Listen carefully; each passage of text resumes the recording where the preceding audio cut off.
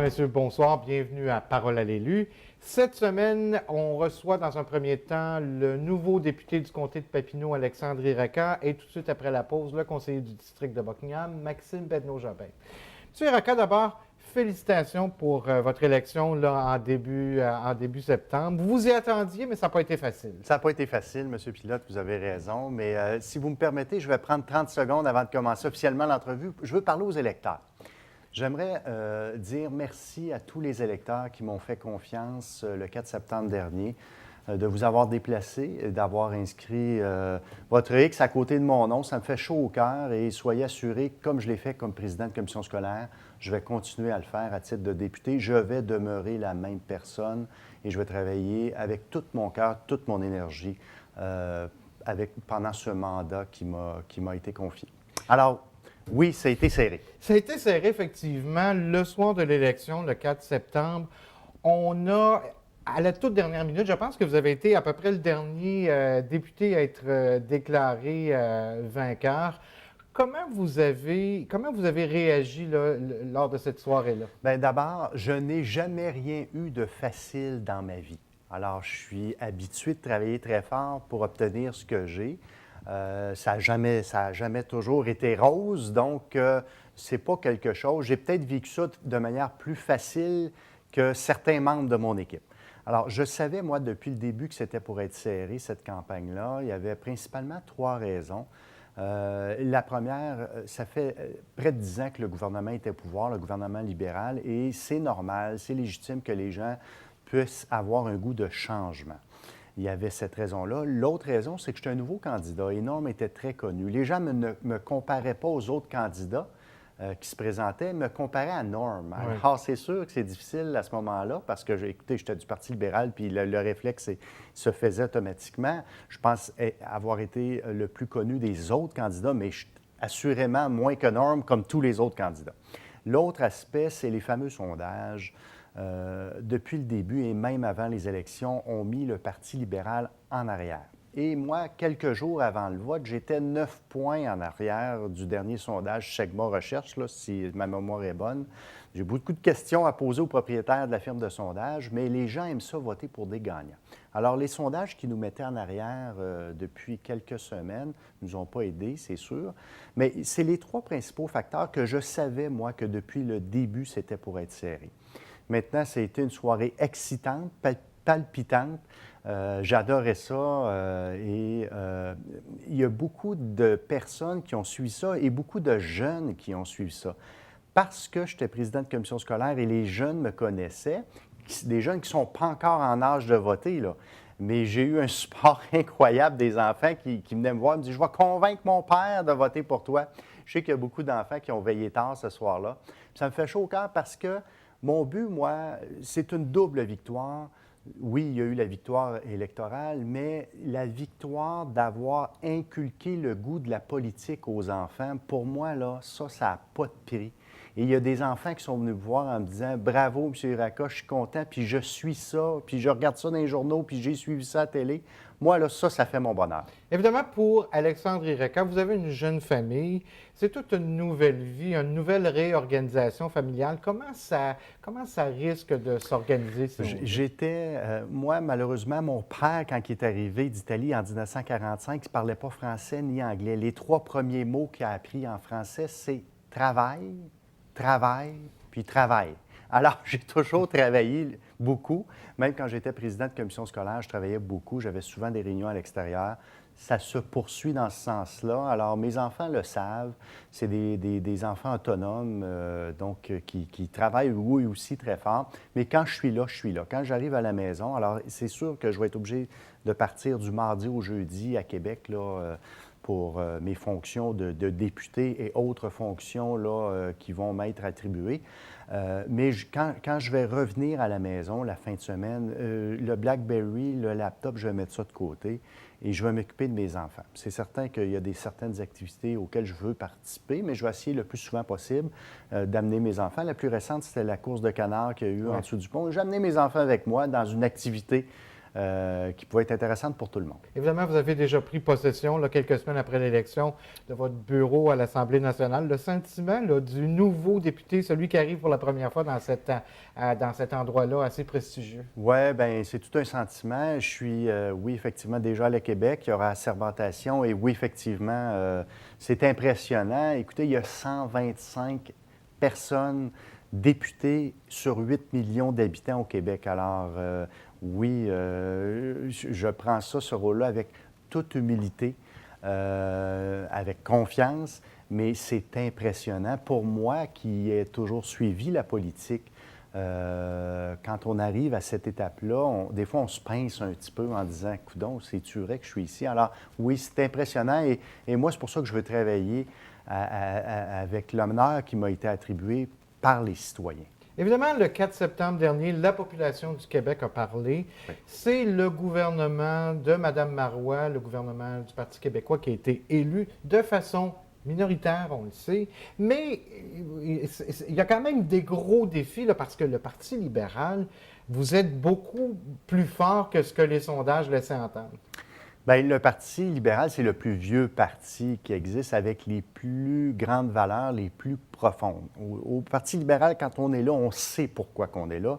On connaît les valeurs du Parti libéral, mais la population, il faut prendre acte de ça, a dit que c'est le gouvernement du Parti québécois qui est au pouvoir, et de façon minoritaire. Et il faut prendre acte de ça au Parti libéral, revoir le programme. Il y aura une course, il y a une course présentement à la chefferie. Donc, ça va donner l'occasion de rebâtir un peu le parti, rebâtir les bases. Même si on est fort avec 50 députés, puis qu'on est un parti qui existe avec des valeurs profondes depuis plusieurs années, qui remontent à plusieurs années, ça n'empêche pas de se repositionner, de revoir nos idées, de revoir notre programme pour faire en sorte qu'on se colle encore plus à la population. Et il faut prendre ce vote-là, général, avec humilité et prendre le soin de faire un pas en arrière pour pouvoir en faire deux en avant. Alors, nous, on est confiants pour la prochaine, on va être là et on sera adapté en modifiant nos bases et notre programme. Évidemment, la région de l'Outaouais qui se retrouve complètement dans l'opposition. Vous êtes 5 députés, vous formez une espèce de petit caucus. Est-ce que vous avez eu là, l'occasion de vous rencontrer depuis l'élection pour déterminer un petit peu là, votre façon de procéder au cours du prochain mandat? Oui, bien là, on est plus au bilan de la dernière élection. On s'est rencontrés là-dessus, mais effectivement, on est un groupe assez fort, assez uni, qui va chercher beaucoup pour la région de l'Outaouais. C'est ce qu'on va continuer à faire. On va travailler en collaboration avec la personne qui sera responsable de la région et on va faire en sorte que les dossiers locaux puissent avancer le plus rapidement possible, malgré que nous sommes dans l'opposition. Dossiers locaux, les dossiers qui sont les plus importants pour vous dans le comté de Papineau, parce qu'on sait qu'il y a 2 sections, la partie rurale, la partie urbaine. Oui. On est diffusé dans la partie urbaine, donc Oui. les enjeux là, pour la partie urbaine de votre comté. Bien, le fer de lance du Parti libéral, ça a toujours été l'emploi et l'économie. Pour pouvoir se payer des services en santé, en éducation, pour les aînés, il faut travailler, il faut créer de l'emploi. Alors, avec cette prémisse-là, on part de là. Dès qu'il y a une PME, une industrie, quelqu'un qui veut créer de l'emploi, bien, on va tout faire pour essayer de la soutenir, pour que les gens puissent travailler, rester dans le comté et qu'on puisse se payer des services. Les services qui sont prioritaires, bien évidemment, il y a le dossier de la santé. Effectivement, il faut continuer à ce que les cohortes de médecine grandissent et attirer les médecins avec l'entente qu'on a avec l'Université McGill. Et il faut aussi s'engager parce que la santé, c'est pas juste ce qui se passe dans les hôpitaux, ça couvre beaucoup plus large que ça. Ça commence par les jeunes à la base. Moi, je m'étais engagé pour le terrain synthétique SAG. Je pense que je crois fermement à ça, plus les jeunes bougent, sont actifs, soit au soccer, au football, badminton, natation, nommez-les tous les sports, bien moins il y a de risques que les gens tombent malades plus loin, plus tard. Alors, Ça, c'est un engagement que j'avais pris. Il y a le Rapidbus, il y a les 55 lits au CHSLD, il y a l'unité d'hémodialyse. Alors, c'est des dossiers que je vais travailler fort dans les prochaines semaines. Avez-vous quand même confiance, même si vous ne faites pas partie du gouvernement, d'être en mesure là, de livrer la marchandise pour les citoyens? Moi, je présume de la bonne foi du gouvernement qui a été mis en place et c'est dans cette optique-là que je vais travailler les dossiers et je vais amener les dossiers, peu importe le gouvernement. La population a choisi un gouvernement du Parti québécois minoritaire et je vais travailler dans ce sens-là avec les gens qui sont en place. Jusqu'au bout, à fond de train, comme j'ai fait mon élection du premier jour au dernier jour sur le terrain, à fond de train, c'est ce que je vais faire comme député. Avez-vous la hausse des frais de scolarité qui a été, si on veut, l'élément déclencheur du printemps érable le printemps dernier, Oui. le Parti québécois qui s'est engagé à les abolir, le Parti québécois qui est minoritaire et avec la CAQ et le Parti libéral, vous avez plus de sièges. Est-ce que vous avez l'impression qu'on va s'en aller vers quand même la hausse prévue par M. Charest? L'angle d'un gouvernement minoritaire doit faire en sorte qu'il doit travailler en collaboration avec les autres partis. Si ça avait été un gouvernement majoritaire, ça aurait été une autre histoire, parce que là, leur programme aurait eu l'adhésion de la grande majorité de la population et ils auraient pu aller de l'avant sans trop se casser la tête avec les autres partis qui sont en place, l'opposition officielle et le tiers parti. Maintenant, dans l'optique d'un gouvernement minoritaire, c'est le but, c'est de s'entendre avec les autres partis. Alors nous, on va tout faire pour qu'on puisse s'entendre sur des mesures qui vont être profitables pour l'ensemble des Québécois dans un contexte de gouvernement minoritaire. Et c'est ce qu'on espère de l'autre côté. Vous avez évidemment été président de la commission scolaire ici au Cœur-des-Vallées. Vous avez une vision peut-être différente de l'éducation. Vous êtes maintenant député, vous avez maintenant une ligne de parti. Vous devez vous prononcer comme votre chef vous demande de le faire. Est-ce que ça va être difficile pour Alexandre Iraka? Je sais qu'au Parti libéral, il y a de la place pour les débats. Et la beauté du Parti libéral, c'est qu'on peut en débattre entre nous, mais lorsqu'on se rallie à une décision, on se rallie tous unis ensemble derrière la décision. Où ça me fâcherait, ce serait le fait qu'il n'y a pas de place pour aucun débat. Alors là, oui, là, je serais fâché, mais si on a de la place en caucus, en délibération, en chambre, pour qu'on puisse débattre entre nous et trouver la meilleure idée qui rallie l'ensemble des députés, à ce moment-là, moi, je vais me satisfaire. Course à la chefferie en terminant, évidemment, bientôt, on va connaître tous les candidats. Oui. Est-ce que, comme député, vous vous faites un devoir, j'imagine, de connaître les autres députés? Oui, absolument. Alors moi, tous ceux qui vont se présenter, je vais prendre leur temps de leur parler, même si c'est possible de les rencontrer pour connaître leur vision, leur programme, leur langue où ils veulent amener le parti. Et à ce moment-là, je vais me positionner. Monsieur Rocca, merci beaucoup d'être venu nous rencontrer. Évidemment, on va se rencontrer tout au cours de la saison. Merci, bonne route vers Québec. Alors, tout de suite après la pause, on rencontre évidemment le conseiller du district de Buckingham, Maxime Pedneau-Jobin. Je m'appelle Clémence. À ma naissance, il me manquait un pied, fait que j'ai une prothèse. C'est très utile. Quand je suis à l'école, il n'y a rien que moi qui est amputé. Au séminaire, il y a des amputés de guerre. Je vois beaucoup de personnes qui sont comme moi. Je retrouve un peu ma deuxième famille. Quand je reviens du séminaire, je suis énergique. Il n'y a rien qui va m'arrêter parce que je suis une vainqueur. Le séminaire des amputés de guerre, on est une grande famille, on a toute hâte de se voir. Il y a des grands, il y a des petits, puis les grands prennent des petits comme les petits apprennent des grands. J'ai toujours aimé prendre des photos. J'étais la photographe désignée de la famille. Quand j'ai voulu poursuivre ma passion, les amputés de guerre m'ont financé ma nouvelle prothèse. Pour moi, l'association des amputés de guerre, ça m'a apporté d'être simplement bien avec moi-même. Je suis juste moi.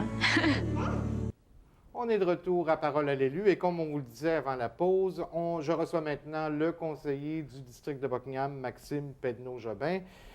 Monsieur Pedneau-Jobin, le moins qu'on puisse dire, c'est que l'embauche, il y a déjà 1 an, de Patrick Robert-Meunier par vous, par M. Pissonnac et M. Laframboise, fait couler beaucoup d'encre. En début de semaine dernière, M. Bureau qui disait que c'était une embauche illégal. Oui. C'est un petit peu surprenant que ça revienne 1 an après son embauche. Ben, disons que moi, je dirais que ça sent un peu les élections, là. Ça fait 1 an qu'on travaille avec M. Robert Meunier. C'est un peu étonnant que le maire fasse ces affirmations-là. Moi, ce qui m'a en fait un peu choqué aussi, c'est qu'il dit c'est illégal, mais je ne ferai rien. Ouais. Si, comme maire, il voit quelque chose qui prétend être illégal, il doit agir. Ça fait qu'étant donné qu'il n'agissait pas, on l'a fait nous-mêmes. On a appelé aux affaires municipales. On a demandé à la direction là-bas de nous confirmer que ce qu'on faisait était correct. Puis je dirais en fait demander encore une fois, parce que on l'avait déjà fait. Le ministère nous réfère à un avis qui était publié en avril, qui est catégorique, qui dit ceci: ce qui compte, c'est la finalité de la dépense. On pourrait l'appeler roi de Gatineau, attaché politique ou agent de recherche, ça ne changerait rien. Ce qui compte, c'est qu'est-ce qu'il fait pour nous. Et nous, il n'y a pas un sou qui est autre chose que du secrétariat ou de la recherche, en fait, surtout de la recherche. Secrétariat, c'est peut-être convoquer des rencontres, puis préparer des choses. Donc, il n'y a pas un sou qui est dépensé autrement que ce qui est permis par la loi. Ça, c'était comme ça il y a 1 an, puis c'est comme ça maintenant. Ça fait qu'on est un peu déçus, mais on a encore une confirmation. Cet avis-là, il est clair. Puis on va le répéter tant qu'on va nous dire qu'on fait quelque chose de pas correct. Ce qui est arrivé, en fait, l'an dernier, en septembre dernier, c'est que c'était la première fois qu'un tel attaché était embauché. Il y en a eu un autre par la suite, d'autres Absolument, conseillers. il y en a 2, mais par hasard, on attaque juste le nôtre, là. Oui, Mais il y en a 2. parce qu'on ne porte pas nécessairement le même nom. Ah non, c'est vrai. C'est peut-être la différence. Et dans votre travail quotidien, M. Pedneau-Jobin, l'aide de Patrick Robert Meunier, qu'est-ce que ça vous apporte au concret? Énormément de choses. D'abord, c'est de la recherche essentiellement qu'il fait pour moi. Il va m'aider à organiser des rencontres. Par exemple, je ne sais pas, moi je suis membre du comité d'urbanisme. Il y a des gens à Elmer qui veulent me parler du projet Conot qui est controversé. Il va organiser la rencontre. Il va aussi m'aider à me préparer à cette rencontre-là.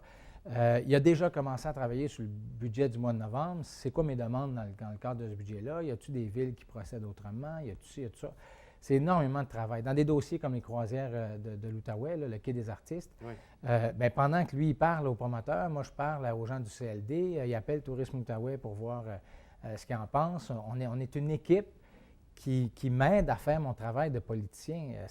Non seulement j'ai 10 000 électeurs à Buckingham, mais il y a des grands enjeux de la ville sur lesquels je dois me prononcer. Destination Gatineau, il fait de la recherche continuellement.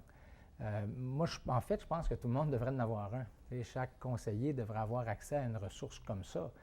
Les citoyens sont mieux servis, puis je pense qu'on prendrait des meilleures décisions si on était mieux équipés comme ça. Moi, quand je suis prêt à répondre à des citoyens qui ont des problèmes à court terme, ou que je ne leur réponds pas, parce que je n'ai pas le temps, je suis en train de préparer le conseil, et il y a un problème. Alors qu'avec quelqu'un comme ça, moi, je pense que je fais mieux mon travail. Mais quand M. Patrick Robert Meunier se fait rabrouer, en fait, M. Psonac se fait rabrouer parce que son attaché politique a parlé à un fonctionnaire, est-ce qu'on ne s'en fâche pas, comme vous le disiez tantôt, là, presque dans les flancs du tapis, parce que ce qui veut dire maintenant, M. Ouimas dit que les conseillers doivent obligatoirement passer par son bureau, donc on ne devrait pas parler aux fonctionnaires. Bien, ça aussi, c'était une tempête dans un petit verre d'eau. D'abord, oui, il a fait une erreur. Il devrait pas, il n'a pas le droit d'interpeller directement un directeur. Mais ce qu'il a dit, c'est, je vous écris au nom de M. Psonac, qui veut mettre un point à l'ordre du jour de la Commission de la culture. Il écrit ça au directeur de la culture, puis M. Psonac est président de la Commission de la culture. Ouais. Il veut mettre un point à l'ordre du jour, puis il dit, je voudrais aussi savoir si on pouvait rencontrer tel organisme, ils font quelque chose d'intéressant, puis je voudrais regarder ça avec vous. On n'est pas dans quelque chose de scandaleux, là. Il n'est pas en train de dire, venez faire l'asphaltage en vente chez nous, là. Il est en train de faire son travail de président de la Commission de la culture, mais formellement, c'est vrai qu'un citoyen, parce qu'il ne considère pas qu'il est un attaché politique, un citoyen ne peut pas écrire au directeur, même au nom d'un conseiller. C'est du tatouinage pour moi. Mais il reste que ça ne se fera plus, parce qu'il faut que ça soit, jusqu'à temps qu'on change les règles, là, parce que moi, je voudrais qu'on puisse se donner des attachés politiques qui peuvent, dans des petits cas comme ça, interpeller les directeurs ou la direction générale directement. Ça va juste simplifier. Si les 18 conseillers se mettent à passer strictement par le directeur général pour des niaiseries comme ça, parce que là, on parle vraiment de détails, là, sur les grands enjeux, il faut qu'ils le fassent. Mais sur des petites choses comme ça, on va juste alourdir une machine qui est déjà très, très lourde. Quai des artistes, vous en avez parlé rapidement tantôt en parlant de M. Robert Meunier.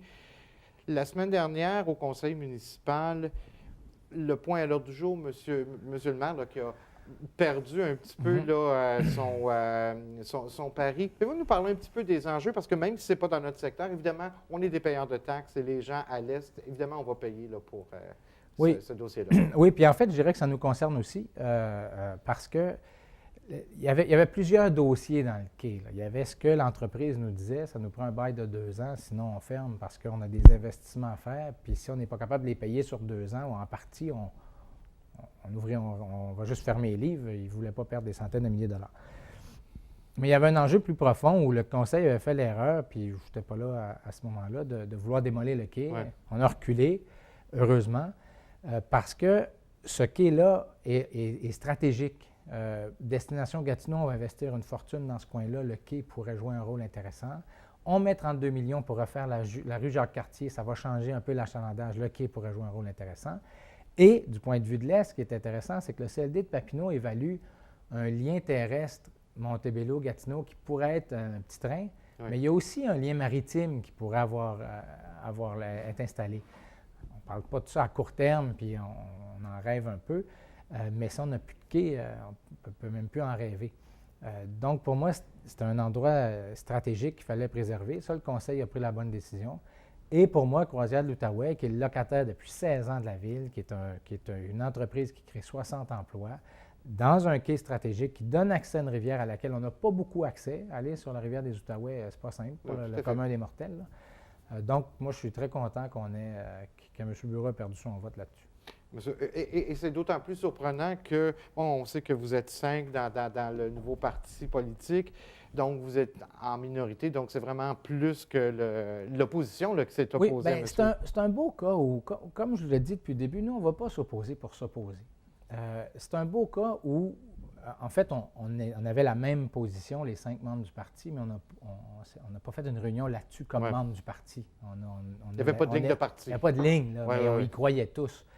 Et on est content qu'il y ait des gens de l'autre côté qui aient fait le même genre de raisonnement libre, tu sais, des gens qui votent naturellement avec M. Bureau, qui ont changé de camp dans ce cas-là. Moi, je suis très content parce que ne faut pas non plus que l'apparition d'un parti fasse qu'on vote en bloc tout le temps, là. Comme on l'a dit, sur les grands enjeux, oui, mais des enjeux comme ça qui sont importants mais qui ne sont pas fondamentaux pour l'ensemble de la ville, là, on devrait être libre de voter comme on veut. J'aimerais qu'on vienne un petit peu aussi sur le dossier du Rapibus parce qu'on sait que, bon, ça devrait s'en venir là, très bientôt. On sait que ça va se rendre pas tout à fait dans notre secteur, mais tarification parce que il y a longtemps, depuis même que vous êtes élu comme conseiller, que vous souhaitez là, qu'on enlève la tarification interzone. Oui. Est-ce qu'on commence à y penser avec le Rapibus qui Oui, arrive? tout à fait. Puis vous dites que moi j'y pense, mais Mme Moule s'est battue Oui. pour ça. Ça fait longtemps, là. Il y a des citoyens qui se sont plaints. Moi, ma première assemblée de quartier, il y a des gens qui sont venus me dire ça. Et là, justement, quand le Rapibus, ça fait longtemps qu'on nous dit quand le Rapibus va être en place, on va revoir la tarification. Ça fait qu'on est en plein là-dedans. Puis d'ici quelques semaines, mois, là, il va y avoir une consultation publique, en fait, je pense que c'est en octobre, sur le Rapibus pour expliquer aux gens comment ça va fonctionner puis voir s'il y a des changements que les gens voient qui vont être apportés. Et c'est à ce moment-là qu'on va se prononcer sur la tarification. Donc, on avance dans ce dossier-là.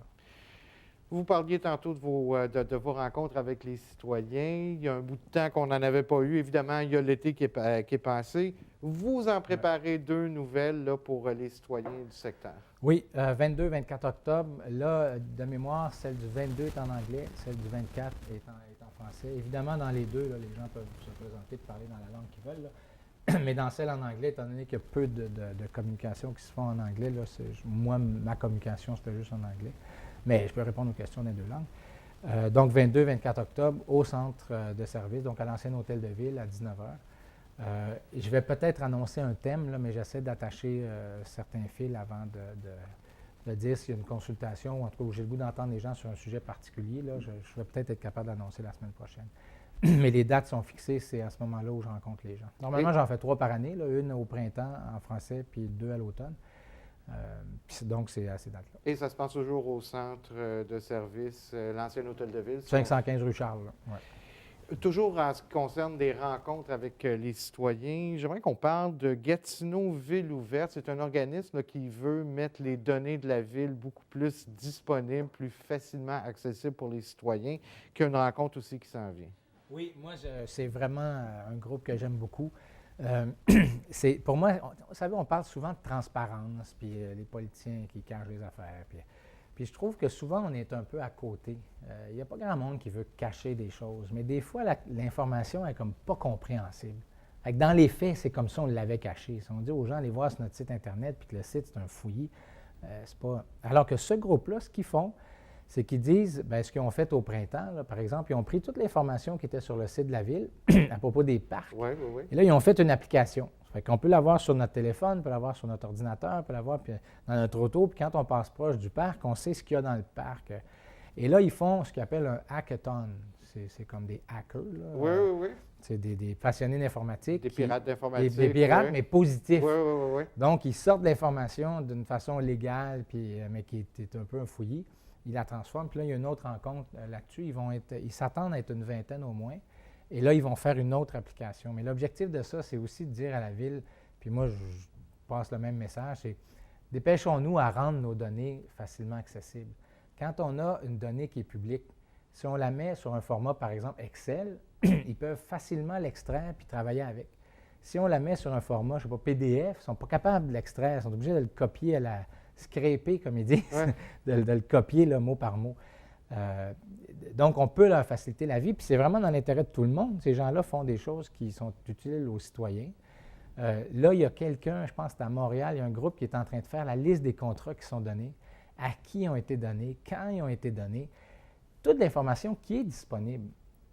Mais si on peut la traiter, peut-être qu'on va faire des recoupements intéressants. Peut-être qu'on va voir que dans certains domaines, c'est toujours les mêmes qui l'ont. Et ça, pour moi, comme politicien, je ne suis pas menacé par ça. Au contraire, je trouverais ça intéressant que ça se fasse même à Gatineau. Parce que peut-être que ce portrait-là nous permettrait de voir que des choses qui ne marchent pas, là, il y a des choses qui clochent. Moi, je prétends que non, puis je prétends que nos processus sont bons, mais si on me prouve le contraire, tant mieux, puis on va agir. Est-ce que vous avez l'impression là, que la Ville de Gatineau a la volonté de collaborer avec ce groupe-là en terminant? Oui, la volonté est là, mais comme tout changement, là, on parlait d'attaché politique, comme tout changement, ça fait jaser, ça fait que ça prend un peu de temps, on va être prudent, et on veut voir combien ça nous coûte mettre, puis ça c'est une bonne question, là, combien ça nous coûte mettre ça accessible, y a-t-il des dangers auxquels on n'a pas pensé? Et, évidemment, on va suivre ça de près. M. Pedneau-Jobin, merci infiniment. On se revoit Merci. bien sûr la semaine prochaine. C'est ce qui complète notre émission pour aujourd'hui. Mon nom est Michel Pilote, au nom de toute l'équipe. Passez une bonne fin de soirée sur nos ondes. Merci.